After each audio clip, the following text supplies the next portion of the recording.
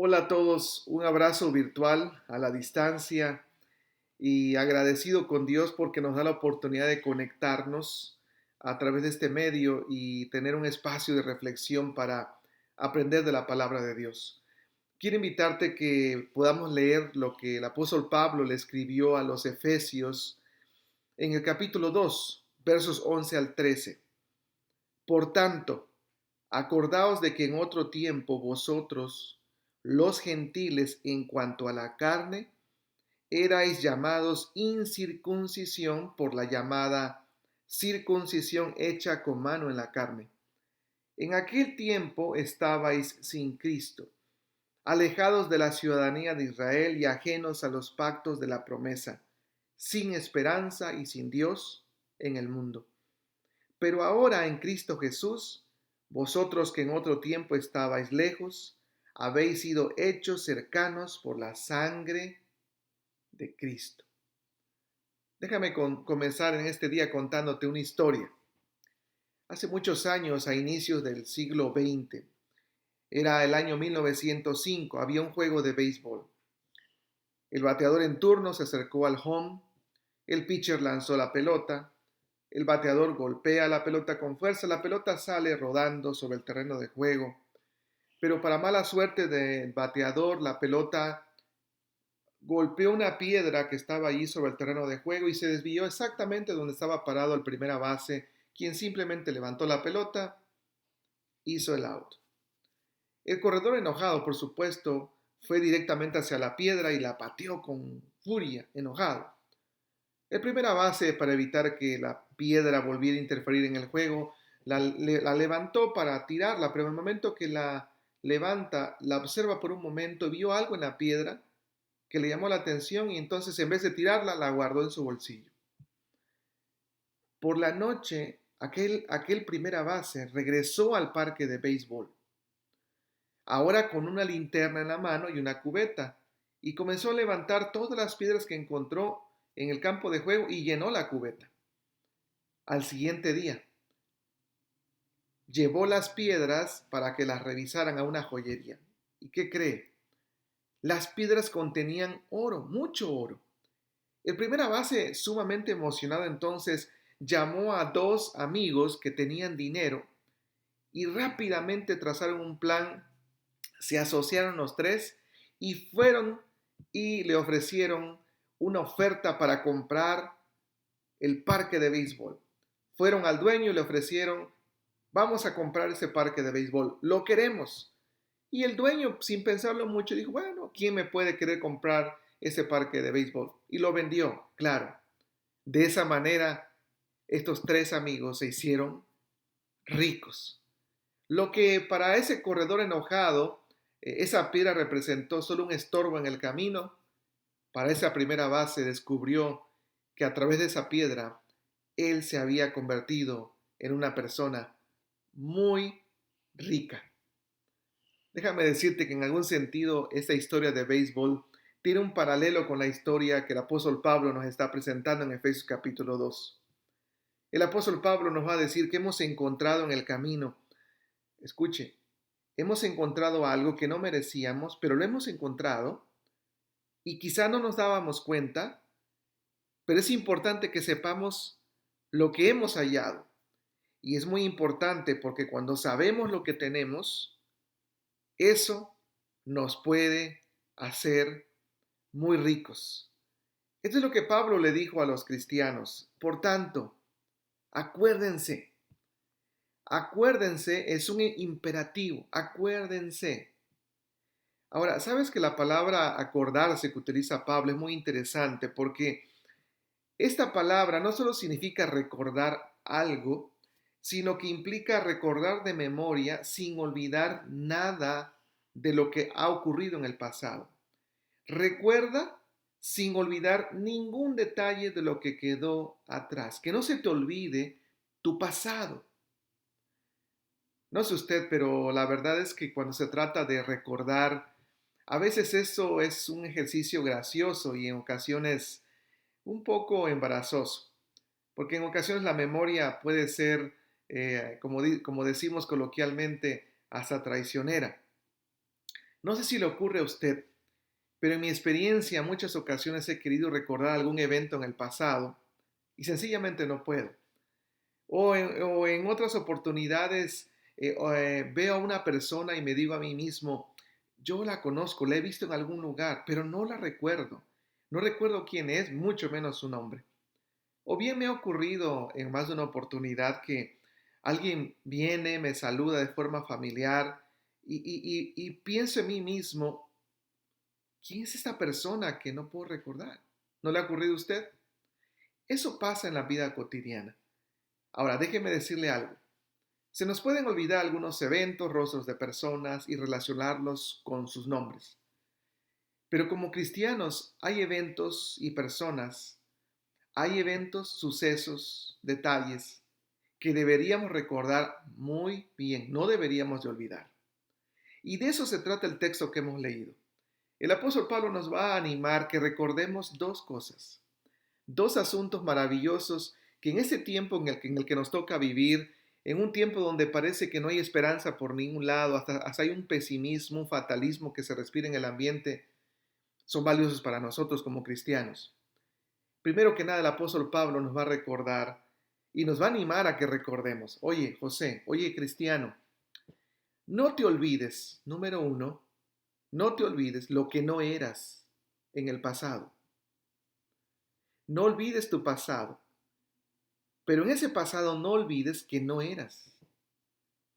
En otro tiempo vosotros, los gentiles en cuanto a la carne, erais llamados incircuncisión por la llamada circuncisión hecha con mano en la carne. En aquel tiempo estabais sin Cristo, alejados de la ciudadanía de Israel y ajenos a los pactos de la promesa, sin esperanza y sin Dios en el mundo. Recuerda lo que no eras, dice Pablo, haz memoria.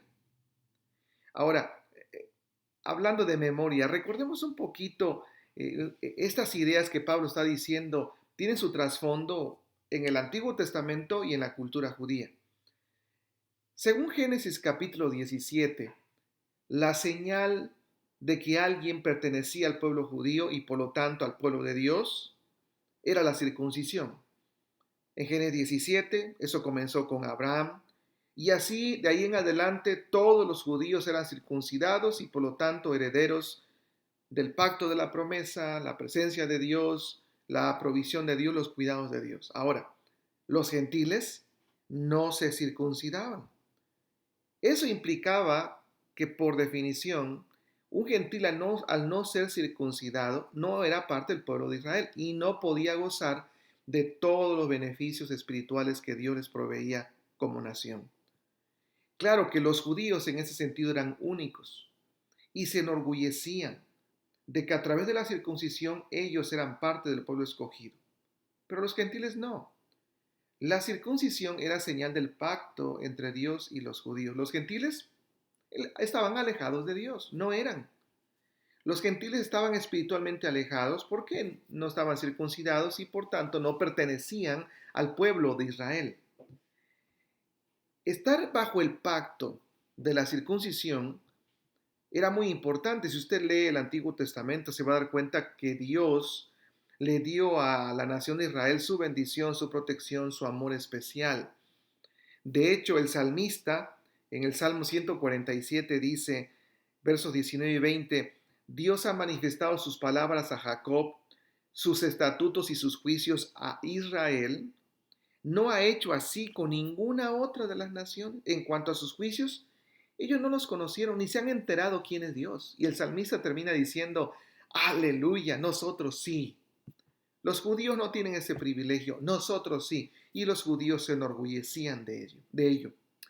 Ahora, los judíos en el paso de los años, al observar que los gentiles o habían gentiles que tenían interés en ser parte de esta bendición de ser judío, los judíos crearon algunas categorías para introducir de alguna manera a los gentiles al judaísmo y crearon dos categorías.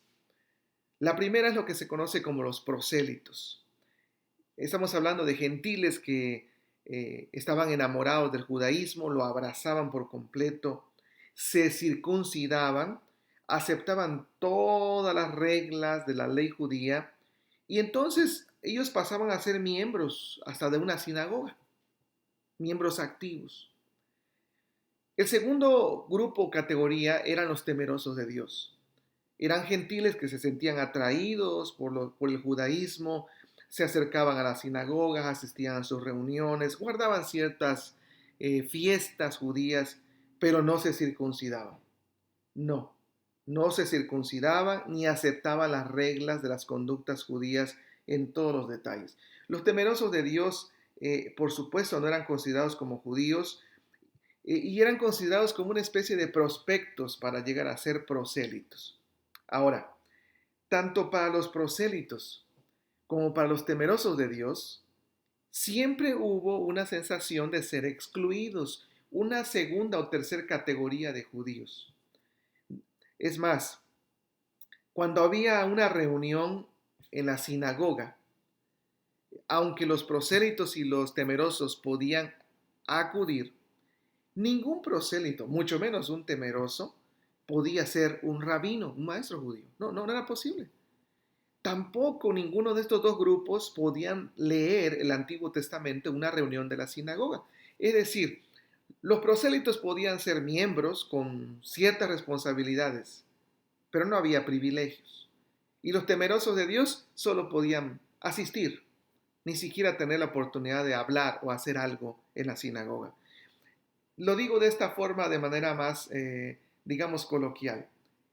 Si un temeroso o un prosélito iba a la sinagoga, literalmente tenían un letrero que decía escrito en letras grandes, no judío, no judío. Y los judíos podían identificar y saber que ellos no eran judíos. Ciertas responsabilidades, ciertos privilegios, pero en definitiva no eran judíos. Esto es lo que dice el apóstol Pablo. En aquel tiempo, eso es lo que no éramos. No éramos ciudadanos de Israel, no éramos parte del pacto de la promesa, no éramos personas que teníamos esperanza, no teníamos a Dios. Vivíamos sin Dios. Quiero invitarte a que repitas esto conmigo. Antes de ser cristiano, yo vivía perdido. Antes de ser cristiano, yo vivía perdido. Antes de ser cristiano, yo no tenía esperanza. Antes de ser cristiano, yo no tenía esperanza. Antes de ser cristiano, yo vivía lejos de Dios. Antes de ser cristiano, yo vivía lejos de Dios. Esta era nuestra realidad. Antes de ser cristiano, yo, José, vivía perdido, no tenía esperanza, vivía lejos de Dios y no tenía la bendición del Señor. Nunca lo olvides. Esto es lo que no éramos. Ahora, Pablo dice, recuerden bien lo que no eran. Recuerden cómo vivían sin Dios para poder traer a su presente todo lo que Dios en Cristo Jesús les ha dado. Hay que recordar lo que no éramos, perdidos, sin Dios, como ovejas sin pastor. Pero también hay que recordar lo que ahora somos. ¿Qué somos? Dice el verso 13, ahora en Cristo Jesús. Vosotros que en otro tiempo estabais lejos, habéis sido hechos cercanos por la sangre de Cristo. Esta es una maravilla. Ahora en Cristo, estábamos antes lejos, pero ahora en Cristo hemos sido hechos cercanos. Estábamos lejos, ahora cercanos. Pongamos atención en dos frases. Ahora en Cristo Jesús. ¿Sabes que esta frase en Cristo es una expresión muy común en el pensamiento del apóstol Pablo? Por ejemplo, él dijo en una ocasión, de modo que si alguno está en Cristo,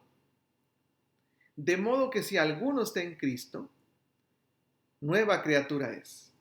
Las cosas antiguas, cuando estábamos sin Dios, pasaron. Pero ahora, todas son hechas nuevas en Cristo. Romanos capítulo 8, verso 1. ahora pues ninguna condenación hay para los que ahora están en Cristo. Claro, sin esperanza, sin Dios, perdidos, hay condenación. Ahora en Cristo no hay condenación. Colosenses capítulo 3, verso 24 dice, porque habéis muerto y vuestra vida está escondida en Cristo, en Cristo, en Dios. En Cristo es la nueva esfera de vida que los cristianos vivimos. En Cristo describe esa área o lugar de bendición que Dios nos ha introducido. Antes no éramos, pero ahora podemos disfrutar de una nueva esfera, de una nueva etapa, de un nuevo estado en la vida. Porque Cristo es el camino, la verdad y la vida. Hemos sido introducidos a un asunto que antes no podíamos disfrutar. Observe la siguiente frase. En otro tiempo estabais lejos. Ahora has sido hecho cerca por la sangre de Cristo. Antes lejos, ahora cerca. Antes lejos, ahora cerca. ¿Sabe de qué está hablando? Está hablando de un cambio de posición. Lejos, cerca. Sin Dios, con Dios. Perdido, salvo. Sin esperanza, con esperanza. Esto es posible porque en Cristo Dios nos ha dado una nueva posición. A lo suyo vino, dice Juan 1:12, pero los suyos no le recibieron. Pero a los que le recibieron, a los que creen en su nombre, ahora les dio la posición, el derecho de ser llamados hijos de Dios. Antes no, pero ahora somos hijos de Dios. Ahora en Cristo tenemos algo diferente. Esto es lo que dice Romanos capítulo 5, versos 8 al 11. Mas Dios muestra su amor para con nosotros en que, siendo aún pecadores, Cristo murió por nosotros. Porque si siendo enemigos fuimos reconciliados con Dios por la muerte de su Hijo, mucho más, estando reconciliados, seremos salvos por su vida. Y no solo esto, sino que también nos gloriamos en Dios por el Señor nuestro Jesucristo, por quien hemos recibido ahora la reconciliación. Antes enemigos, lejos, sin esperanza, perdidos. Ahora hemos sido cambiados a una nueva posición y en Cristo nos hemos reconciliado con Dios. Escuche lo que el apóstol Pablo dijo al inicio de este capítulo 2 de Efesios. Y Él os dio vida a vosotros cuando estabais muertos en vuestros delitos y pecados, en los cuales anduvisteis en otro tiempo, siguiendo la corriente de este mundo, conforme al príncipe de la potestad del aire, el espíritu que ahora opera en los hijos de desobediencia, entre los cuales también todos nosotros vivimos en otro tiempo, en los deseos de nuestra carne, haciendo la voluntad de la carne y de los pensamientos, y éramos por naturaleza hijos de ira, lo mismo que los demás. Pero Dios, que es rico en misericordia por su gran amor con que nos amó, aun estando nosotros muertos en nuestros pecados, nos dio vida juntamente con Cristo. Y juntamente con Él nos resucitó y nos hizo sentar en lugares celestiales con Cristo Jesús. Porque por gracia sois salvos por medio de la fe. Y esto no de vosotros, pues es un don de Dios, no por obras, para que nadie se gloríe. Porque somos ahora hechura suya, creados en Cristo Jesús para buenas obras, las cuales Dios preparó de antemano para que anduviésemos en ellas. No éramos, pero ahora somos hijos de Dios, tenemos una nueva relación con Dios, una nueva posición delante del Señor. Ahora sí somos y gozamos de la bendición y la presencia de Dios. Que quede claro, esta nueva vida que tenemos no es por la circuncisión.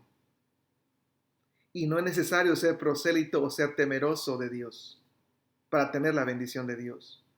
Es la sangre de Jesús que fue derramada por ti y por mí, lo que redime a cada persona, lo que me conecta con Dios, lo que nos salva, lo que nos permite tener una relación libre con el Señor. Lo que me reconcilia con Dios es lo que Cristo Jesús hizo en la cruz. Cuando le decimos que sí a Jesús como el Señor y Salvador de nuestra vida, es que entonces podemos experimentar el poder y la presencia de Dios. Primera de Pedro 2:10, vosotros que en otro tiempo no erais pueblo, pero que ahora sois pueblo, que en otro tiempo no habías alcanzado misericordia, pero ahora habéis alcanzado misericordia. Es lo que somos en Cristo Jesús. Filipenses capítulo 3, verso 20, mas nuestra ciudadanía está en los cielos, de donde también esperamos a nuestro Salvador, quien nos dio esa ciudadanía, el Señor Jesucristo. A lo suyo vino, pero los suyos no le recibieron.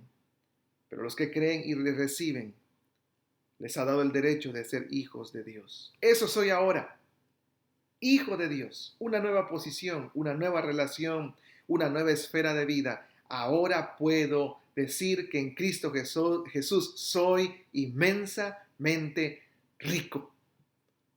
Aleluya, aleluya.